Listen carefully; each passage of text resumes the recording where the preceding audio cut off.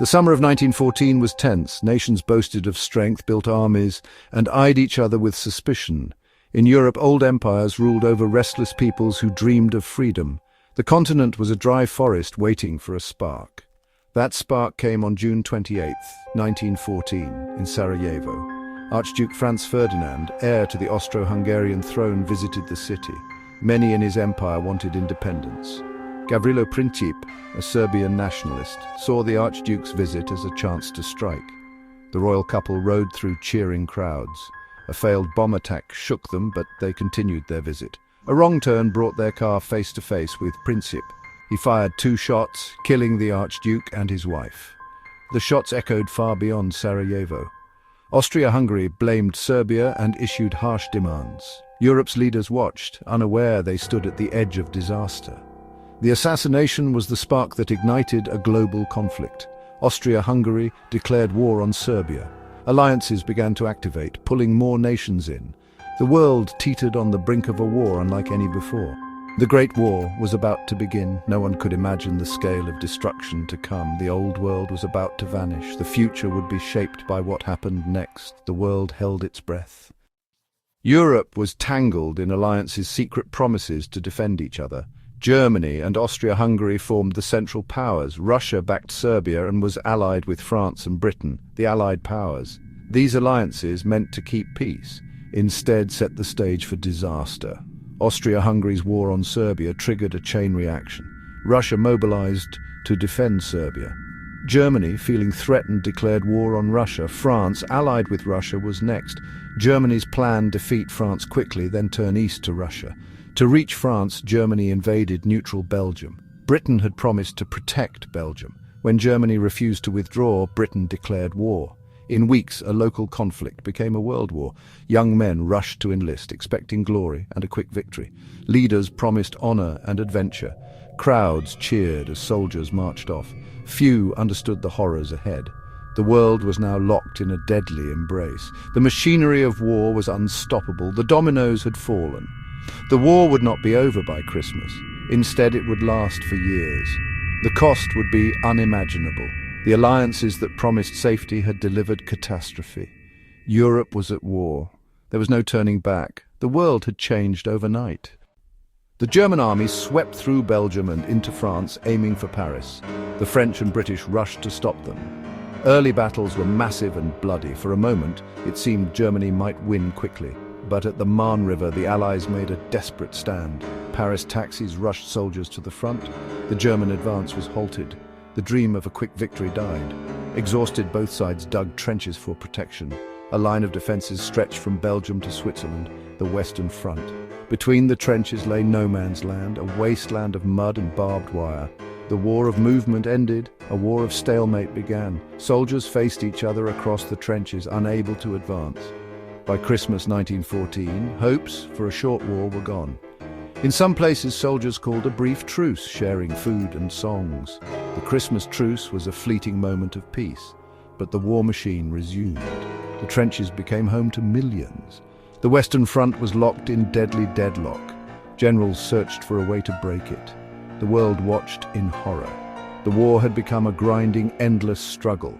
The cost in lives was staggering. The stalemate would last for years. The guns of August had unleashed a nightmare. The world would never be the same. The Great War had truly begun. Life in the trenches was misery. Cold mud and water filled the ditches. Trench foot and disease were constant threats. Rats and lice thrived among the soldiers. Artillery bombardments shook the ground day and night. Fear was ever present. Snipers, shells and gas attacks. Attacks meant climbing over the top, running into machine gun fire. Most assaults failed, costing thousands of lives for a few yards. Soldiers coped by writing letters, telling jokes and forming close bonds. Comradeship was a lifeline in the chaos. They shared food, fears and hopes. In rare, quiet moments they dreamed of home. The trenches tested endurance and spirit. The horror was relentless, yet soldiers found ways to survive. The bond between them was unbreakable. The war changed everyone it touched. The trenches became a symbol of suffering. Survival depended on luck and friendship. The nightmare seemed endless. The world outside could hardly imagine the reality. The trenches defined a generation. Life and death were separated by inches. The war ground on. The war reached far beyond the trenches. On the home front, everyone was involved. Women filled jobs left by men. Factories, farms, transport, and nursing. Their work changed society forever.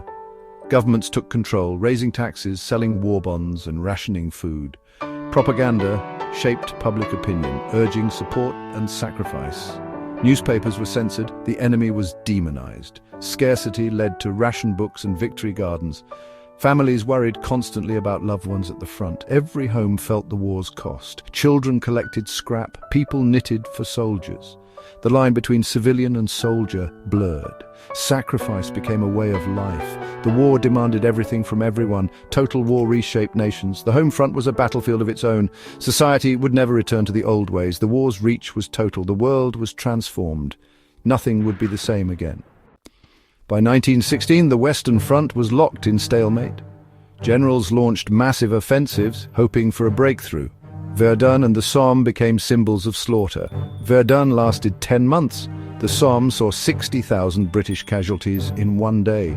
New weapons like tanks appeared, but made little difference. Over 1 million men fell at the Somme for a few miles of ground.